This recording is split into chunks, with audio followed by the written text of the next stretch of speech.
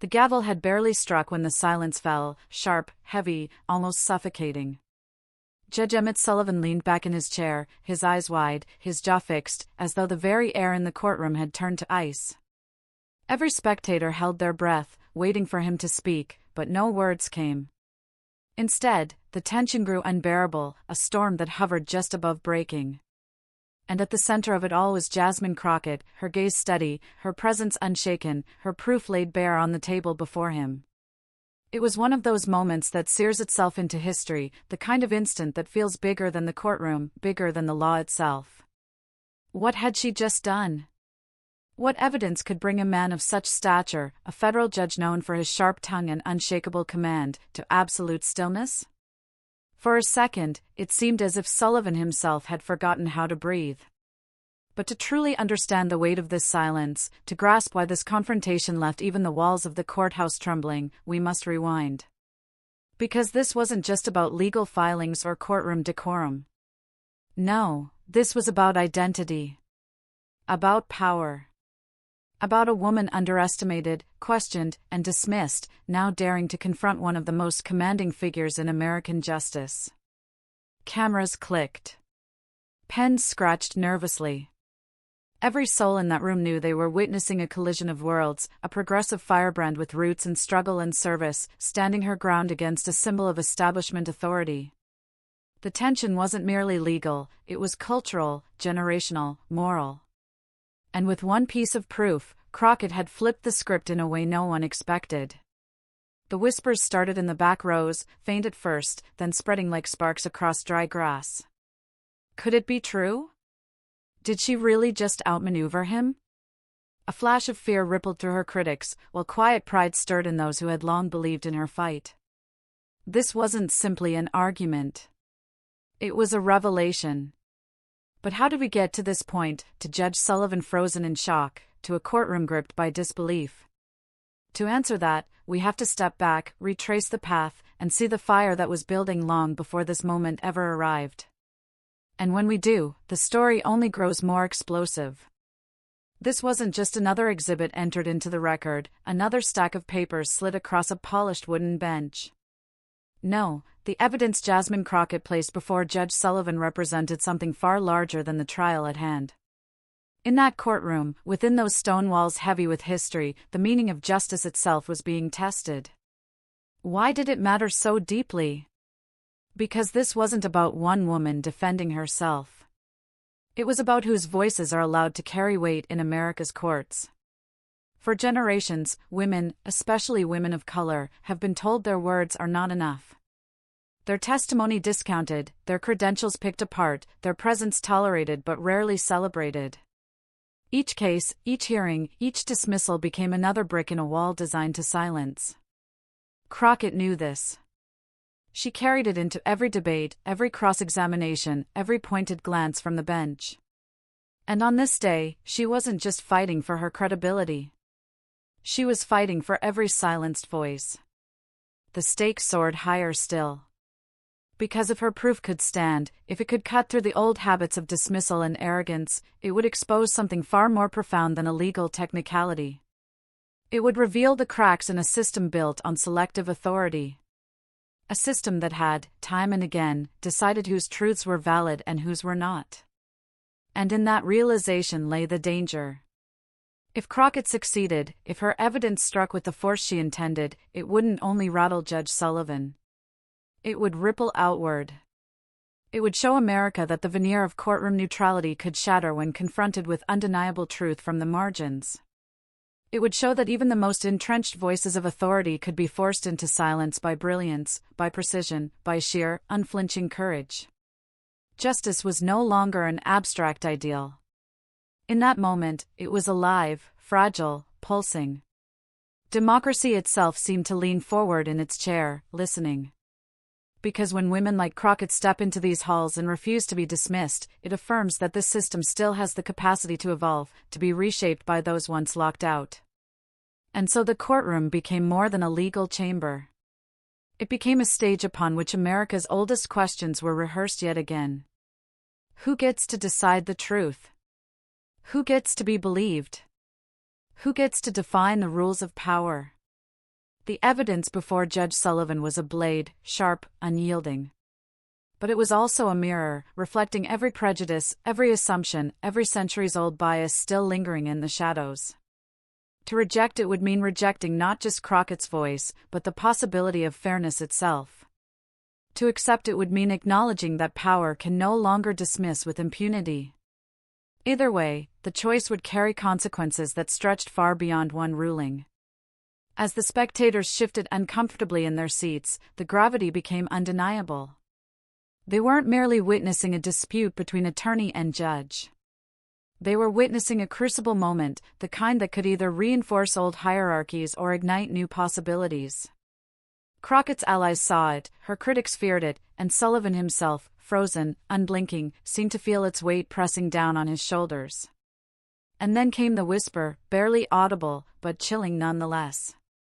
"What happens next," murmured one reporter in the back row, "could shake the very foundations of this courtroom." They had no idea just how right they were. For decades, the name Judge Emmet Sullivan carried a gravity that silenced chatter the moment it was spoken. To the Washington legal world, he was not just another robed figure presiding over cases, he was an institution, a man whose presence alone could turn the confident into the cautious. His courtroom was a place where lawyers learned quickly that hesitation was weakness, where every word was measured against his reputation for sharp, surgical questioning.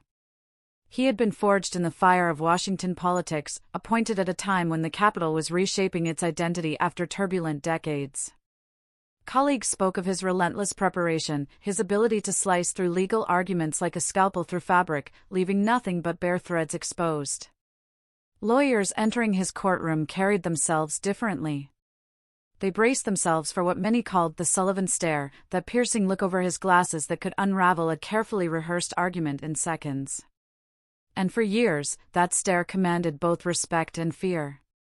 His career was dotted with moments that elevated him into legend. High-profile cases, headline-making rulings, and a knack for pressing lawyers until they revealed not only what they knew but what they didn't want to admit. He was celebrated for a certain brand of judicial rigor, firm, exacting, unyielding. He had a way of making even seasoned attorneys feel as though they were back in their first year of law school, stumbling through oral arguments while he coolly dissected their logic.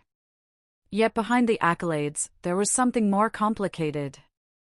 Sullivan embodied the authority of a system that, while revered, often operated as if its legitimacy was beyond question. His skepticism was not neutral, it carried with it the weight of assumption. His sharpness, while celebrated, often masked the blind spots of someone who had long been accustomed to holding the final word. And in Crockett, he saw something that pricked those blind spots. From the moment she stepped into the courtroom, she was not what Sullivan expected. Young. Bold. Unafraid of the weight of tradition pressing down on her shoulders. She didn't flinch under the gaze that had unseated so many before her. And that, more than anything, unsettled him. He was used to lawyers adjusting themselves in his presence, moderating their tone, softening their confidence. Crockett did none of that. It wasn't that Sullivan was overtly cruel. His questions weren't designed to humiliate, at least not on the surface. They were designed to assert his dominance, to remind the courtroom of his authority. But with Crockett, the tone shifted. His skepticism hardened into something else, a quiet underestimation. Perhaps he thought her evidence was overstated. Perhaps he assumed she was overreaching, as many ambitious attorneys had done before. Perhaps, though he would never say it aloud, he believed her presence in that chamber owed as much to political theater as to legal mastery. Whatever the reason, his questioning carried an edge sharper than usual, a tension that felt less like neutral inquiry and more like a test of whether she truly belonged. In this subtle skepticism lay the villain coding. Not the cartoonish villainy of open hostility, but the quieter, more insidious dismissal that women like Crockett knew all too well. He was the embodiment of an old guard, the keeper of a gate that had long determined who was credible and who was not. And though Sullivan himself may have believed he was acting in the name of fairness, the very structure of his doubt revealed the deeper struggle at play. What made him formidable was not malice but certainty. Certainty that his way of weighing truth was the only way. Certainty that his years of experience granted him clarity beyond challenge. Certainty that someone like Jasmine Crockett, fiery, outspoken, unapologetically rooted in her identity, could not possibly carry evidence strong enough to shake him. But certainty is fragile when confronted with proof that does not bend. As the trial unfolded, Sullivan's sharpness became almost theatrical. His questions cut across Crockett's statements with precision, each one designed to expose a weakness, to reduce her arguments to dust. The gallery leaned in, sensing the familiar rhythm, the judge dismantling yet another ambitious litigator, the balance of power reasserted. And yet, Crockett did not break. Each time his voice pressed, hers rose steady. Each time his gaze narrowed, her words widened the scope of the conversation. His underestimation, once subtle, became visible in the tension on his face. He had expected compliance, what he received was defiance wrapped in discipline. To those in the room, it was more than a clash of personalities. It was symbolic, the authority of a system that had long been insulated from accountability, colliding with the new force of voices that refused to be sidelined. Judge Sullivan, respected and feared, represented the institution. Jasmine Crockett, bold and unflinching, represented the insurgency of truth breaking into spaces that had not welcomed it before. The portrait of Sullivan, then, was not that of a cartoon villain twirling mustaches. It was the portrait of something far more real, the power of a man who believed in his own fairness, yet failed to see how his skepticism became a weapon. The tragedy of his role was that in defending the system he revered, he revealed the very flaws it could no longer hide. And as the evidence unfolded, as Crockett met each question with unyielding clarity, the judge who had once frozen her with his stare began, for the first time in years, to look as though he himself were frozen. The balance of power had shifted. And beneath the marble dignity of the court, a new story was beginning to write itself. Because in that chamber, Sullivan was no longer just the judge. He had become the obstacle, the antagonist in a drama far bigger than he ever intended to play. Long before the polished lights of a courtroom or the click of cameras, Jasmine Crockett's story began in the quiet grind of classrooms where nothing came easy. She wasn't born into privilege. She didn't step onto the legal stage with a family name that opened doors. Every inch of her journey was carved out of persistence, sacrifice, and an unwavering refusal to be told she did not belong. Law school, for Jasmine, was not the glossy Hollywood montage often imagined. It was late nights under the hum of fluorescent bulbs, textbooks stacked higher than her courage some days, and the constant pressure of proving herself in rooms where very few faces looked like hers. She knew the statistics. She knew the unspoken doubts that lingered in professors' voices, the way peers sometimes second-guessed her insights until repeated by someone else.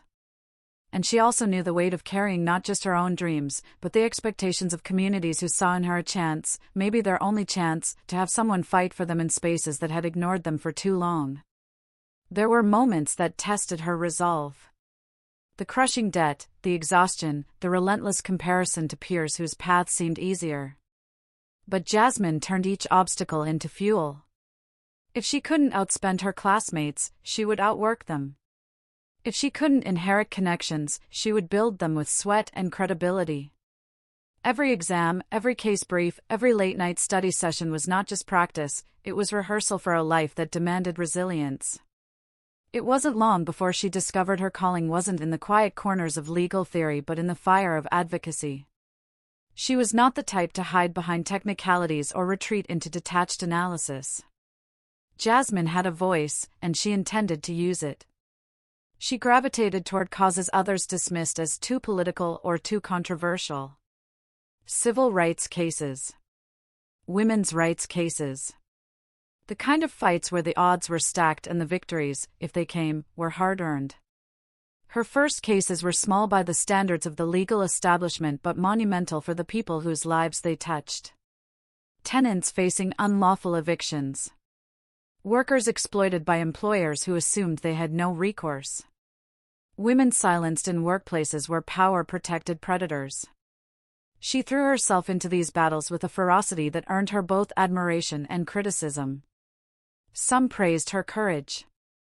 Others whispered that she was too outspoken, too brash, too unwilling to play the game. But Jasmine had no interest in games. She had interest in justice. And slowly, word began to spread. Judges who once underestimated her started taking notice of her precision. Opponents who assumed they could rattle her discovered a woman unshaken by intimidation.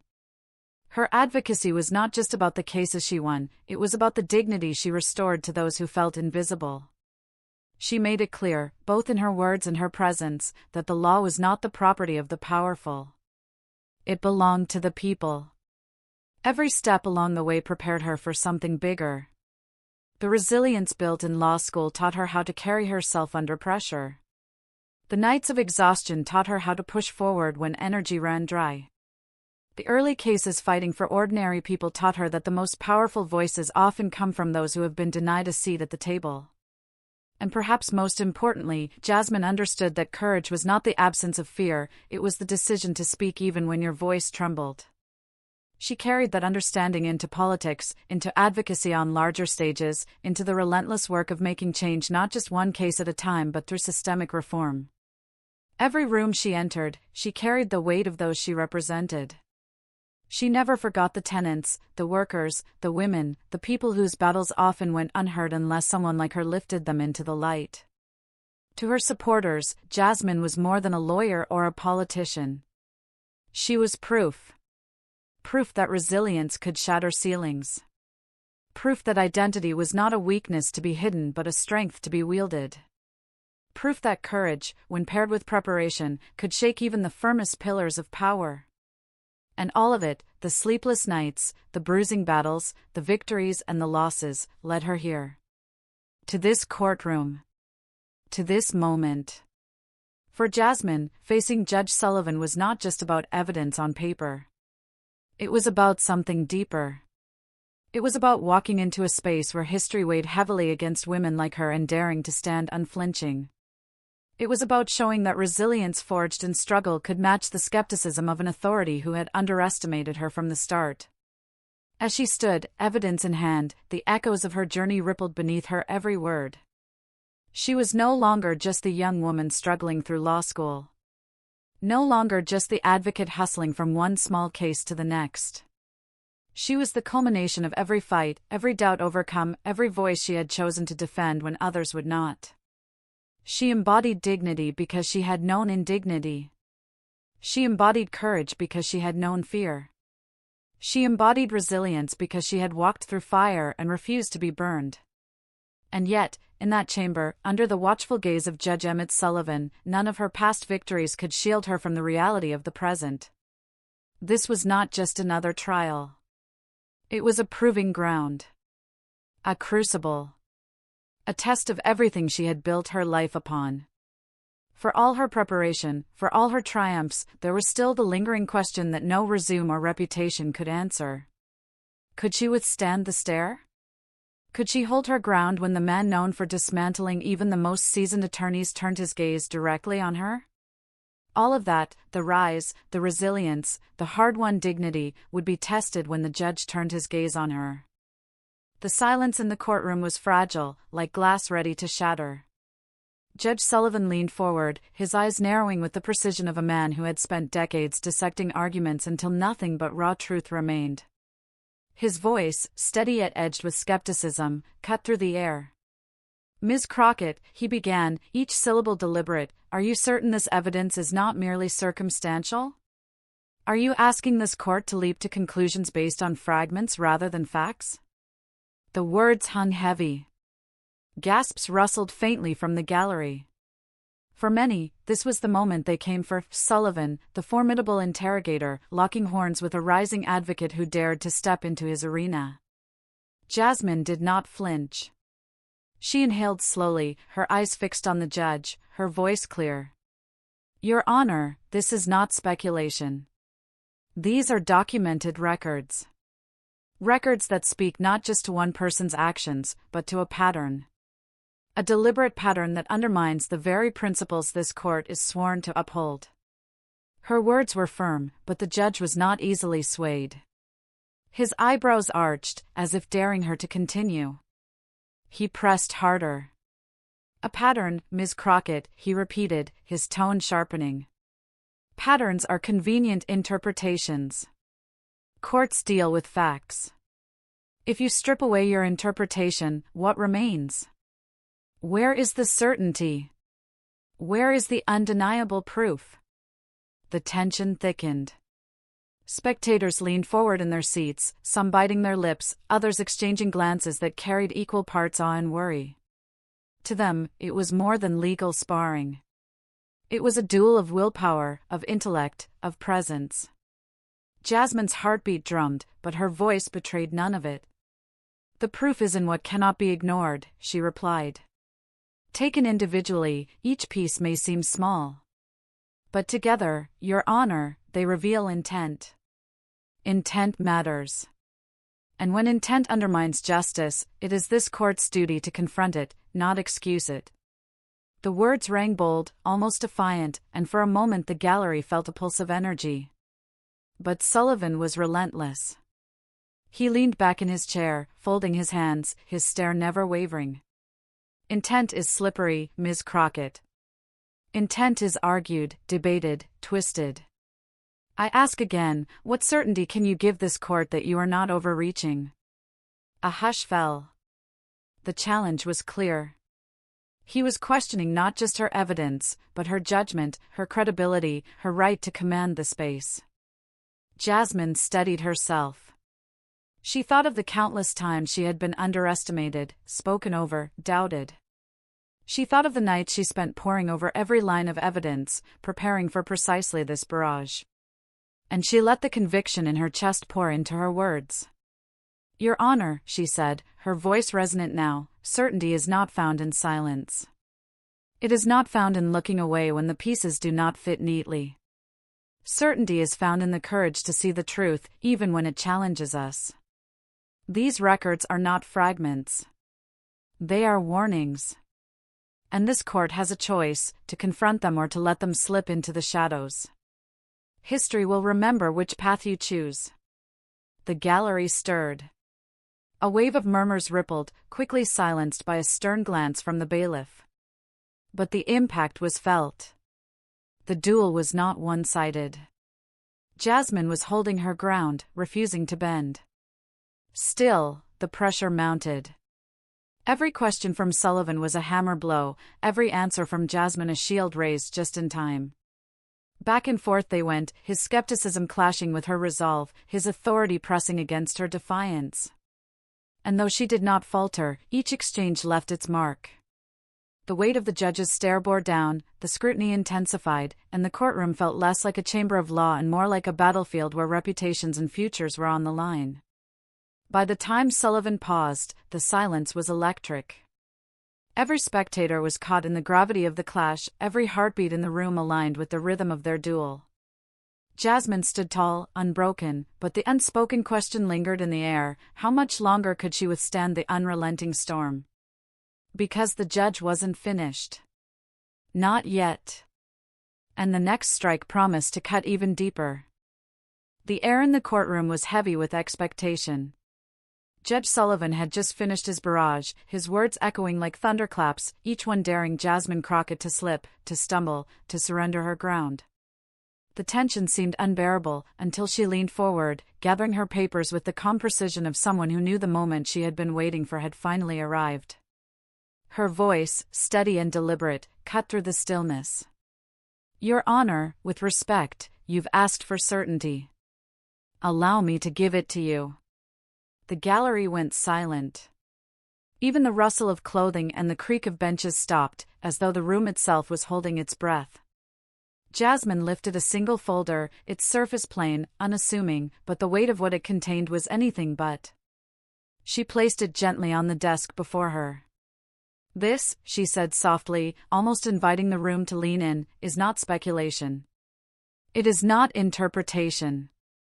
These are records, authenticated, verified, undeniable." Her words were measured, cinematic in their timing. She flipped the folder open and drew out the first document. Holding it up, she allowed the room to see. The seal, the signatures, the ink, all real, all official. "This is a correspondence," she explained, "between two parties directly tied to the case. In it, they admit not only to the actions in question, but to their intent, their strategy to circumvent the law, to manipulate this very system for their benefit. A murmur rippled through the gallery. Sullivan's eyes flickered, the first sign of unease. He adjusted his glasses, leaning forward ever so slightly. But Jasmine wasn't finished. Not even close. She let the document rest, sliding it across the desk with quiet authority. Then, with a deliberate pause, she reached for the second piece of evidence. And this, she continued, lifting another sheet, is the financial record that corroborates the correspondence. Money moved exactly when and where the letter indicated. Not once, not twice, but repeatedly. A paper trail that cannot be explained away as coincidence. She laid it down beside the first, the two pieces fitting together like puzzle fragments clicking into place. The spectators shifted. Someone in the back whispered, "Oh my God," before quickly silencing themselves. The bailiff shot them a stern look, but even he couldn't mask the tension on his face. Judge Sullivan cleared his throat. "Ms. Crockett, evidence must be contextualized.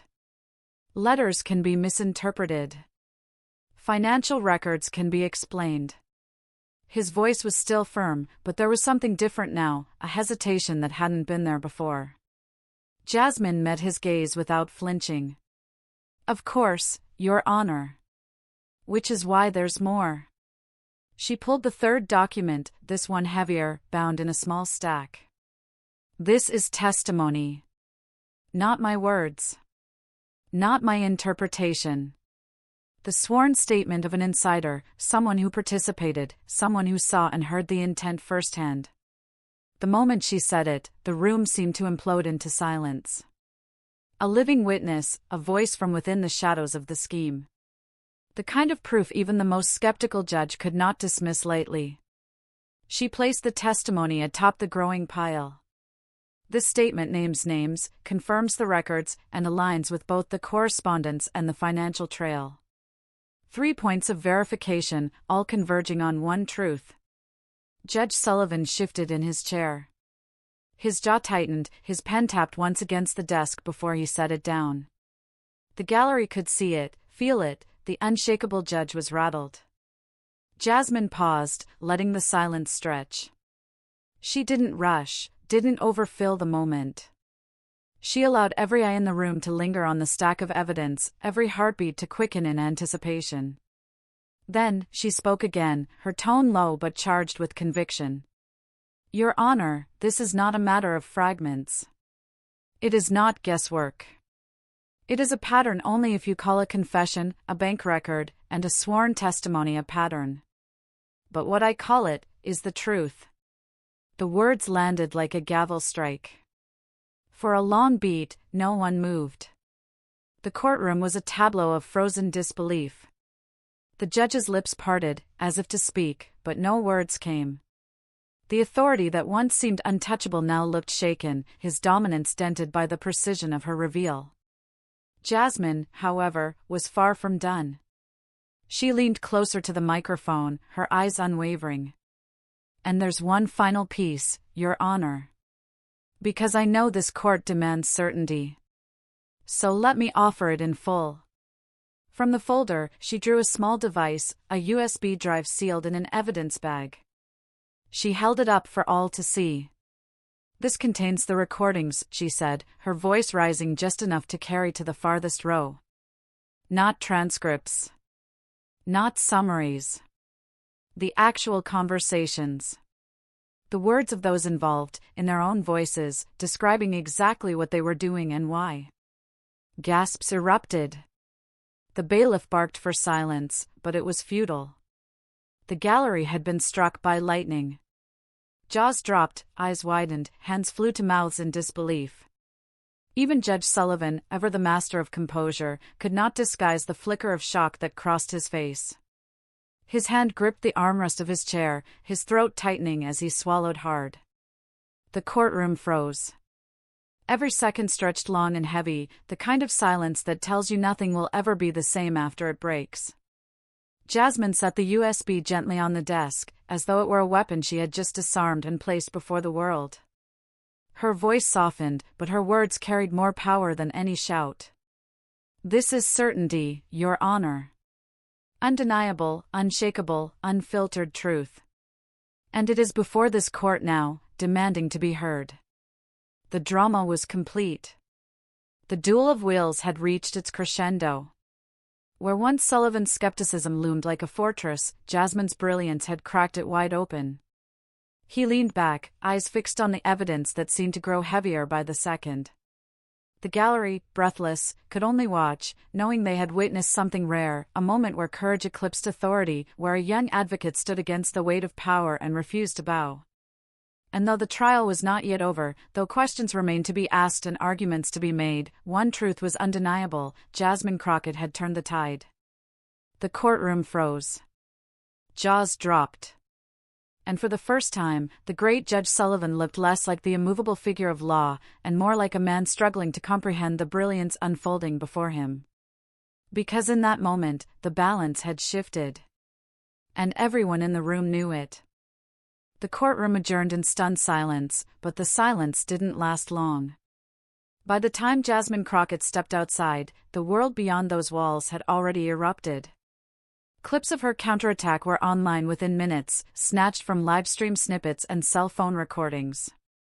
One clip in particular, the moment she sat down the USB drive and said, "This is certainty, Your Honor," spread like wildfire. Twitter, TikTok, Instagram, YouTube, every platform had it. Hashtags surged. Hashtag CrockettProof shot to the top of trending lists in less than an hour. Memes bloomed instantly. Jasmine placing the USB drive became everything from a superhero slamming down her weapon to a mic being dropped in a rap battle. One popular meme replaced the USB with Thor's hammer, Mjolnir, while another dubbed her line with movie trailer music, making it feel like the climax of an action blockbuster. Commentators flooded the airwaves. Evening news anchors shifted entire segments to cover what they were calling the courtroom earthquake. Legal analysts dissected the strategy of her slow, deliberate reveal, comparing her pacing to the best trial lawyers of history. Some said it was Johnny Cochran meets Perry Mason meets something entirely new. Activists took notice, too. Civil rights groups praised her for exposing what many suspected but few could prove. On talk shows, hosts replayed the clips with admiration, marveling not just at the evidence itself but at the sheer composure with which she had delivered it. "This isn't just lawyering," one commentator remarked. "This is performance, persuasion, and power rolled into one." Everyday Americans joined the chorus. On Facebook and TikTok, people uploaded shaky cell phone monologues about what Jasmine's stand meant to them. Some said she gave them hope that the system wasn't entirely broken. Others said she reminded them of their daughters, sisters, or mothers, standing tall against dismissive authority. A viral tweet captured the mood perfectly. "Jasmine Crockett just gave us proof that receipts still matter. She didn't just argue, she showed." Hashtag CrockettProof. The digital ripple spread into real life. College students debated her courtroom strategy in cafeterias. High school mock trial teams studied the clip like game footage. Churches referenced her courage in sermons about truth and justice. But it wasn't all admiration. On the other side of the political divide, critics scrambled to discredit the moment. Some pundits called it showboating, others tried to dismiss the evidence as taken out of context. Yet, even in their attempts to downplay it, they couldn't ignore it. Every critique only amplified the clip, forcing more people to watch and decide for themselves. And as the footage spread, so did a sense that this wasn't merely about one case. Something larger was at play. Jasmine had touched a cultural nerve, the hunger for accountability, the yearning for someone to cut through obfuscation and show the unvarnished truth. Late-night hosts had their fun, too. One monologue featured an exaggerated sketch of Judge Sullivan looking bewildered as USB drives rained down from the ceiling. The audience roared with laughter, but beneath the comedy was recognition. The nation had witnessed a rare moment where authority was genuinely shaken by clarity. Meanwhile, Jasmine herself avoided the media circus, retreating into preparation for what came next. But her silence only amplified the buzz. Who is she, people asked, beyond the headlines? What gave her such poise under pressure? Profiles sprouted overnight, digging into her background, her rise, her record. Supporters began to see her as not just an attorney in a single case, but as a symbol. The effect was exponential. Hashtags turned into movements. Hashtag Stand with Crockett trended alongside hashtag CrockettProof. Petitions circulated demanding reform in the very institutions she had exposed. Even brands jumped in, co-opting her name and her moment for quick marketing quips. One sneaker company tweeted, "Drop evidence the way Jasmine drops proof." For all the noise, though, the deepest resonance was quieter. In living rooms and kitchens, in whispered conversations at workplaces, people spoke about the moment with something close to reverence. "Did you see her?" became a question not just about a video, but about a spark of belief. And yet, as the headlines multiplied and the memes grew more creative, a deeper truth pulsed beneath it all. The courtroom drama wasn't finished. The case wasn't closed. The system hadn't yet absorbed the full force of what Jasmine had revealed. The evidence was undeniable, but the consequences? Those were still to be written. Because for all the excitement, all the hashtags, and all the digital wildfire, the true meaning of Jasmine Crockett's mic drop moment was not yet clear. That meaning, and the lasting shockwaves it would send through power, politics, and the lives of ordinary people, was still to come. When the roar of social media quieted, when the headlines began to fade into the endless churn of the news cycle, what remained was the essence of Jasmine Crockett's stand. And it was here, in the stillness after the storm, that the true weight of her moment emerged. From the beginning, she understood something fundamental: this was never about her. Not about her career, her image, or her personal victory. What she carried into that courtroom was larger. It was about every woman whose voice had been dismissed, every advocate whose evidence had been brushed aside, every truth-teller who stood against authority and was told, "Sit down." Crockett's brilliance lay not simply in the evidence she revealed but in what the act symbolized. It reframed the entire confrontation. Judge Sullivan's skepticism wasn't just an obstacle, it became a mirror reflecting the arrogance and doubt that so often greet those who dare to challenge entrenched power. By calmly laying down proof, she demonstrated that the antidote to dismissal is persistence, and the weapon against arrogance is clarity. The lesson resonated far beyond law. For students watching, it was a reminder that preparation pays off, that being underestimated can be turned into an advantage. For women in every profession, it was an anthem: you don't have to shout to be heard. Sometimes the quiet, confident presentation of truth is louder than any argument. For society at large, it was a parable: when cynicism seems to dominate, when power seems immune to accountability, the truth still has the power to cut through. Her moment carried a universal moral: arrogance may be loud, but evidence is louder. Doubt may shake, but facts stabilize. Dismissal may sting, but perseverance transforms it into opportunity. Crockett herself summarized it best in a later interview when she was pressed about how she stayed calm under such pressure. She smiled and said simply, "I didn't go there to win an argument. I went there to tell the truth. And the truth doesn't need to shout." That statement crystallized the moral lesson. The courage to persevere isn't about aggression, it's about conviction. It's about knowing that even when you're outnumbered, even when authority bears down on you, dignity and patience can be more powerful than rage. The larger arc of this story is not about the clash between a judge and an attorney.